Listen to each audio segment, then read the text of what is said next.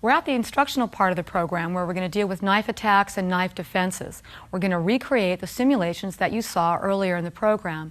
At no time during the practice of this portion should you be using an actual knife, and nor should your partners. Choose an object that's soft and sensible but simulates a knife. Be prepared. The object often comes flying out of your hands while you're practicing, and take that into consideration. My husband's going to handle the instructional portion of the program, and I'm going to do the demonstration to show you how to handle yourself in the event of a knife attack. In a front knife attack, a person holds a knife in your face. They're trying to intimidate you, trying to take your personal belongings, steal your car, or they're trying to intimidate you to go with them to crime scene 2, which is going to be a more dangerous place to be. Your hands are up in a defensive posture. You want to have them pretty close together, your fingers leaning back. If your fingers are forward, it looks like you want to fight. You're going to try to grab the knife. It'll make me a little bit more cautious.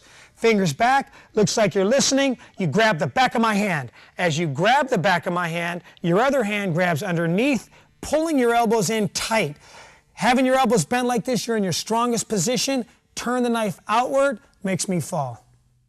Okay, we're going to take the knife in our right hand and we're going to attack our partner. As you put the knife in their face, I want you to act alarmed. You will be alarmed. Put both hands up by your face, in front of your face, so you can get a quick snatch at that knife. Using your back hand, which is your left one, grab the back of the hand, moving the knife out of the way. Your other hand is going to reach underneath, grabbing the hand pad that we spoke of earlier. Bend your elbows like you're carrying something heavy, turning the knife in front of you. As you step back with the left leg, turn the knife blade towards your left foot. And as you twist in that position, you're taking your opponent down. In a knife assault from the front, an attacker will brandish a knife in a threatening motion that is toward your face or upper part of your body. Raise your hands with your palm toward your partner and the fingers of both hands extended and angled back toward you and away from your attacker. Next, swat down on the outside of your partner's wrist and push his or her hand away. Swing your other hand under your partner's knife hand, grabbing his or her hand pad. Next, step back as you bend your elbows and rotate your arms upward and over in an arc that will take your partner's hand and forearm in a direction opposite of the natural bend of his or her elbow. In an actual attack, this technique is performed with sufficient force and speed to cause a great deal of pain and discomfort in the wrist, forearm, and shoulder of an attacker. Don't move.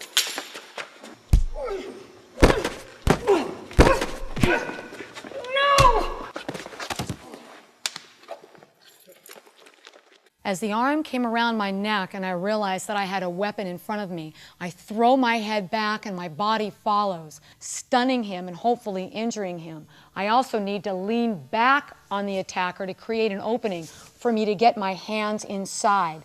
With a two-handed hold, I have far more strength to muscle that arm down.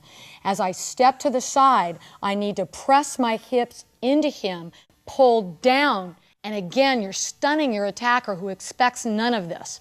I push the knife away from my face, quickly chop the groin, elbow the body, and I need to get that knife away from my vital areas. As I rotate away, I grab his arm and rotate it away from its natural, comfortable position. I also have the opportunity to kick the groin if the attacker is struggling beyond what I can handle. I have a hold of that arm, I've struck his body, and as I step back and rotate his arm with a full force, and as he falls, I'm still cognizant of keeping the knife away from my own body. If when I try to leave, there's a high possibility he's going to struggle and fight to get back up, I need to take that knife and get rid of it out of his hands, and by pressing on the back two middle knuckles, as I apply pressure through a sharp shot, or even just to pressing it suddenly and hard, he's not going to be able to hold that knife. I have the chance to kick it away, pick it up and run with it. The point is, I'm still running with my life, and that's the most important issue here. As soon as someone encircles your neck with his or her arm, throw back your head and the upper part of your body. Use the back of your head to strike an attacker's face. Use your hands to jerk down on your partner's arm while you push it out and away from your body. Step slightly to the side that's away from the point of the knife and force your hips and buttocks back and into your partner's body to take them off balance. Now use your outside hand to inflict a simulated hand chop to the groin of your partner.